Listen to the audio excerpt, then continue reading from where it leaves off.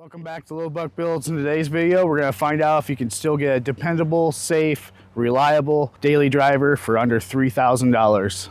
So this video concept started whenever the transmission went out in my 2017 Suburban here. Insert your Chevy transmission joke here. So I was looking for a cheap daily driver to drive until I could save up to $5,100 to get it fixed. So I started out with a pickup truck. I bought for $1,800. I bought $1,200 worth of stuff to put into it. I was going to make a video series. I did the exhaust. I did a little bit of work on brakes in the back. And the person I bought it from ended up wanting to buy it back. So I ended up selling it back at cost, and I had $3 grand. So I ended up finding this car. So I ended up picking this up for $2,500, and we did a little bit of work on it. We're going to see if we can get it all done under $3,000.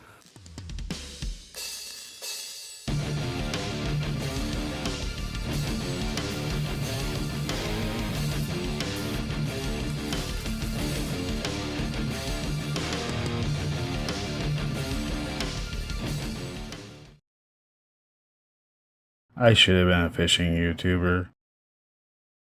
So this is our new sub $3,000 daily driver budget project. It's a 2013 Chrysler 200 Touring. And as you can see, we got some front end damage where it hit a deer. The airbag was deployed. Whenever I went and test drove this car, it had no shake in it, drove perfectly straight. The brakes were a little soft and the struts were making a lot of noise. So today we're going to be replacing the struts. We're going to do front brakes at the same time. I'm also going to do a ball joint on the driver's side. So I paid $2,500 for this car. I bought it from the insurance company. It does not have a salvage title. It has a regular title. We're going to fix some minor issues. As you can see, the interior's in pretty good shape. The whole car is in pretty good shape besides the front fender and a little bit of the driver's side door. Overall, for $2,500, this car drove excellent. I actually drove it back on the highway at 75, no issues at all besides the struts making some clicking noises. So we're going to go ahead and get these struts on, so stay tuned. So far, I paid $2,500 for the car. I got the 2 struts and 2 sway bar links for $250, and I got front and back brakes at $30 online as well. So if my math is correct, we got $27.80 in the car. I also know that I need a rear passenger side rotor, and that's going to be another $35. And I also bought a tub of brake fluid for like $10. Unofficial merch. Nice Harbor Freight glass and a little sticker. Alright, it actually doesn't look too bad under here. I was afraid it's going to be beat up, but it's not really. We just got to do the strut. I got brake pads. Everything looks alright. So we're going to go ahead and get this caliper off and start getting the strut off. We're also going to replace this controller. Let's get to it. And we're also going to be doing one lug stud on both sides. So after I got the wheel off here, the first thing I'm going to do is go ahead and remove this brake caliper.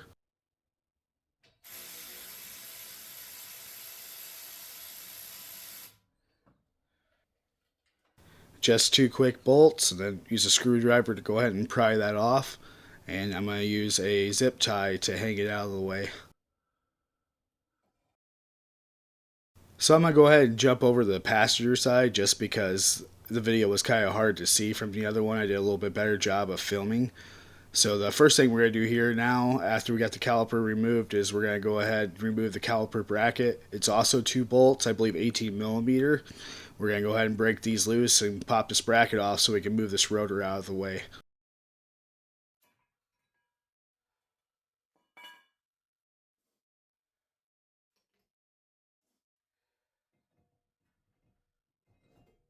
Once we got this all out of the way, I'm going to go rotate the wheel so we can get the stud out. You want the missing stud to be about 5 o'clock. That's the best place to get it in from behind. So on this side I had a broken stud and not just a missing one, so I'm going to go ahead and tap this out with a hammer and we'll put the new one in. So the way I'm going to press in this wheel stud is I'm going to go ahead and get the new stud in, tap it where it holds it in place, and then I'm going to get a bunch of washers and the actual lug nut, put it on there, use the impact to get it most of the way in, then hand tighten and press it in that way. That way I don't have to worry about trying to get a punch back there and hitting things and everything else. It's just the way I do it.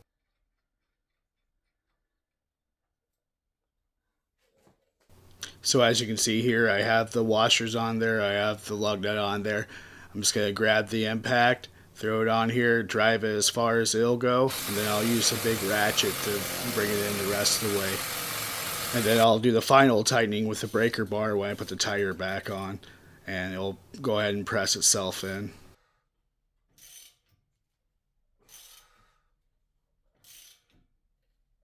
Now I'll go ahead and pull the lug nut off with all the washers, and we're good to go.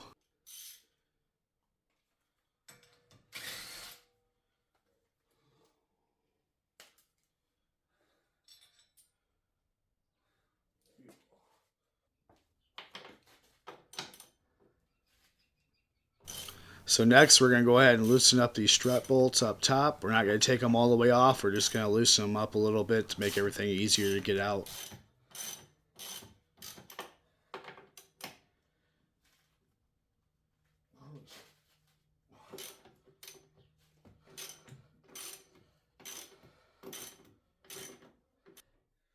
Next, I'm going to use the breaker bar while everything's still together to go ahead and break loose these two big bolts that are on the bottom of the strut that go into the knuckle.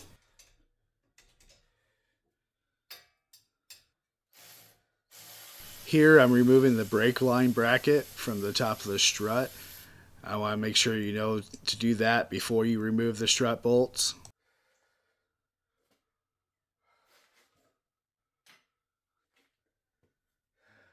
So next was probably the biggest pain on doing this on this side was removing the sway bar links.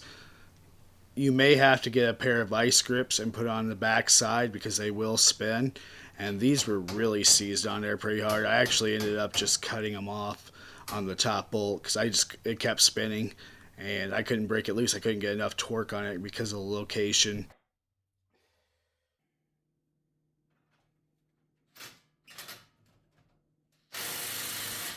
Now we're going to go ahead and finally remove these two large bolts at the bottom of the strut using the impact. And then just punch them out with the hammer.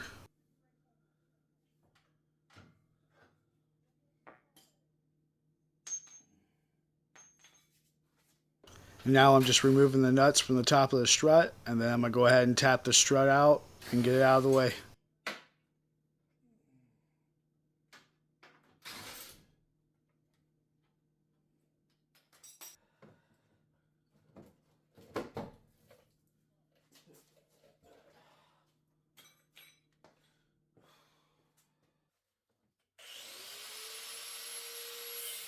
So this is where I had to cut off the bottom bolt for the sway bar link because there was just no way to get in there to get enough torque on it to get it off. So I went ahead and cut it off with a cutoff wheel and moved on. And of course this was after about 30-45 minutes of fighting with it.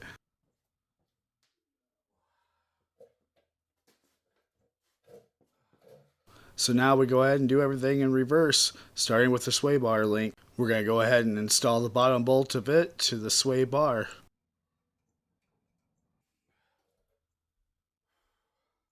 Next we're going to go ahead and install the new strut. I like to put the bolts in the top and then put the nuts on loosely and just let it hang loose.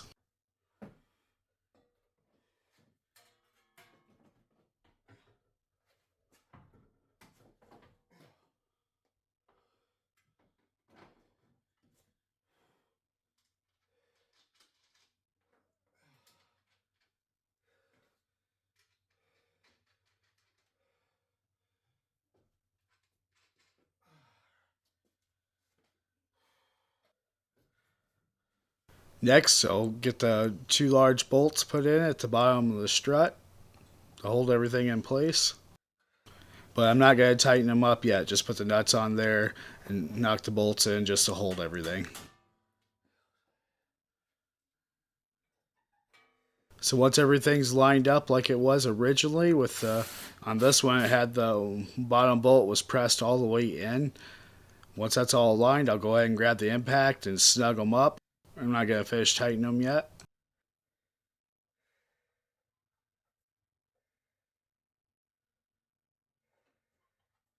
Next, I'm going to go ahead and install the bracket that holds the brake line.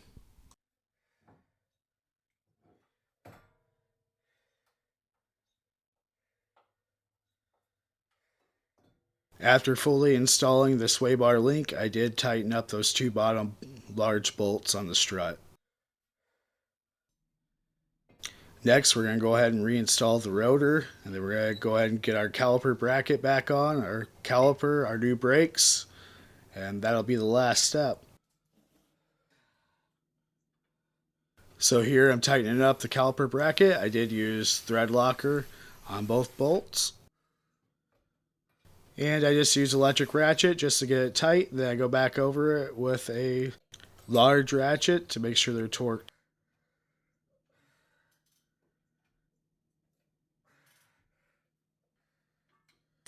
Next, I use a large C-clamp to compress the caliper. This is how I do it. Some people have the actual tool. This works. Never had a problem with it. Then lastly, we're going to go ahead and fit our caliper back on. We did put new brakes in here. So we'll do our two caliper bolts. Again, I'll use an electric ratchet to tighten them, and then do a final tightening with the ratchet itself.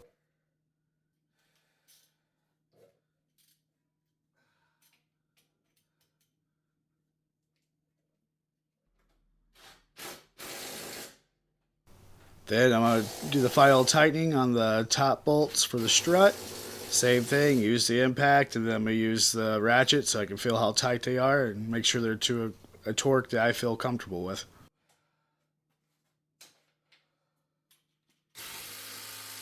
Then finally throw our tire back on, tighten them up with the impact. Drop the car down.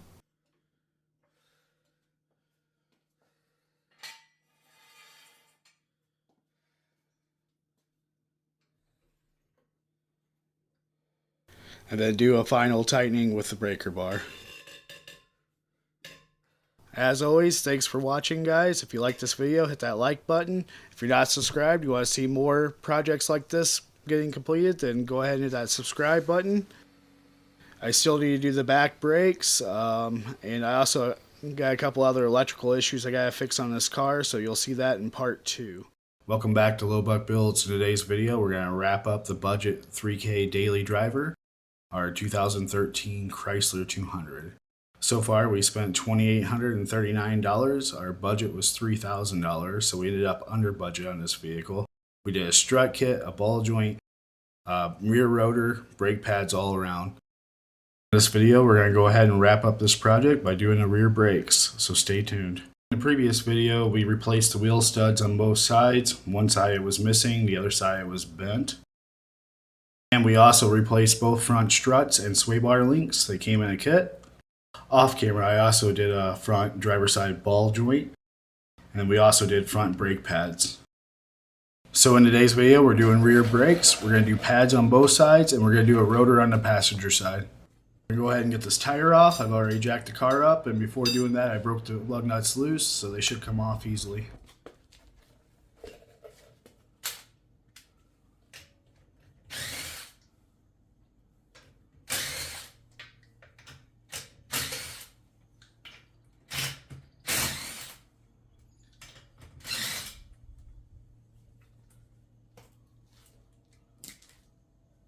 And just like that, the tire's off and it's time to go to work.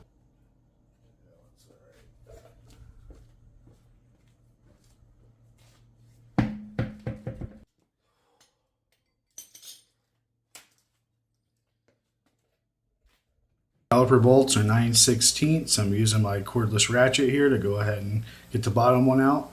I've already broke them loose with a regular wrench.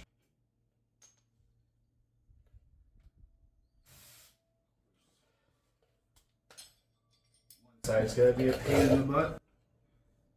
I've never seen anything like this. I've never seen this before. Literally. lines blocking the bolt from coming out. That's wild. Weird. Is that a normal thing for these cheaper cars? I've never seen that before. I usually work on trucks and stuff, and the brakes are a lot more heavy duty than they are in these little cars. But yeah, it definitely is strange. It made a pain in the butt because I had to use a regular wrench to go ahead and get the top bolt out, so it took a little longer.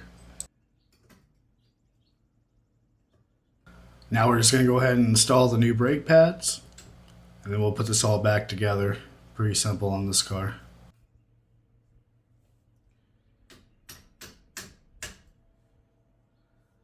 So far, so good. Everything seems to be going right in on this side.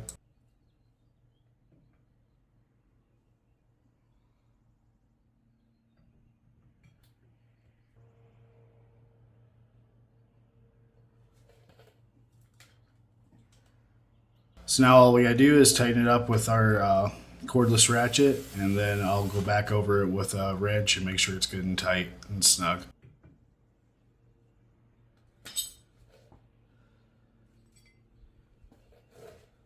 Rotor on this side was not bad.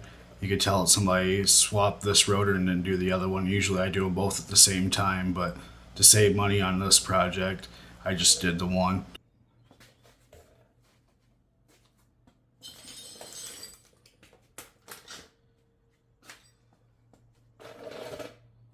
Now it's time to go ahead and get this tire back on, and this side is done.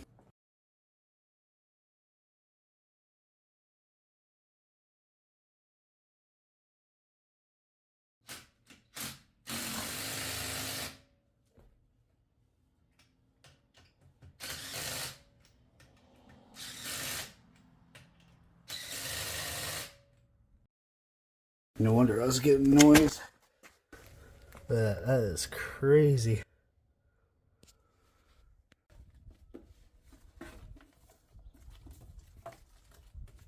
So I picked up these rotors on Amazon. I think they're like $30. The link's in the description.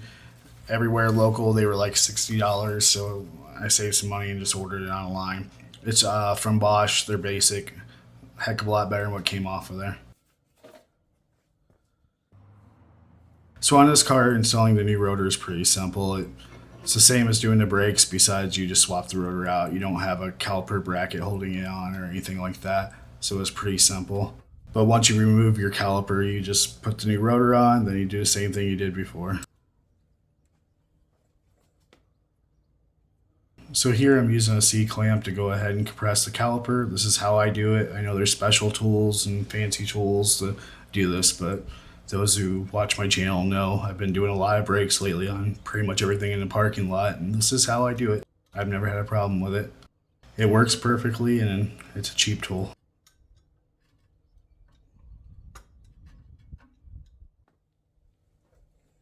So now we're going to go ahead and just throw the pads on this side.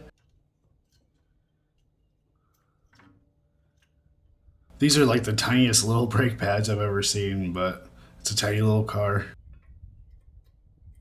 Short of the caliper bolt issue, these actually just flew together pretty easily. I was surprised. I figured the rotor I was going to have to break loose, because usually up here in the Northeast, whenever the salt gets in between the rotor and the spindle, it locks them on. You got to smack them off with a hammer and fight with them, but these just came right off, so I was surprised.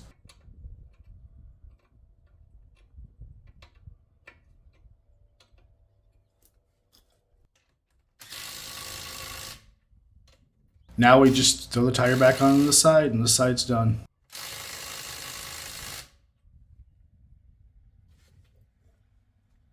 So that concludes this project. We ended up $161 under budget. So hey, that's pretty good. And I still am planning on doing a couple other things to this car, but this thing would be perfectly drivable as a cheap daily with these things done. All the safety things have been taken care of. So I still want to see what a couple trouble codes are. I have a ABS light on and a traction control light. I also want to go ahead and possibly fix that front fender. So if you want to see that in a future video, let me know. Besides that, thanks for watching. If you liked the video, hit that like button so I know what you guys like. Also, if you're not subscribed, you want to see future projects on this car or other cars on the channel, hit that subscribe button. And thanks for watching.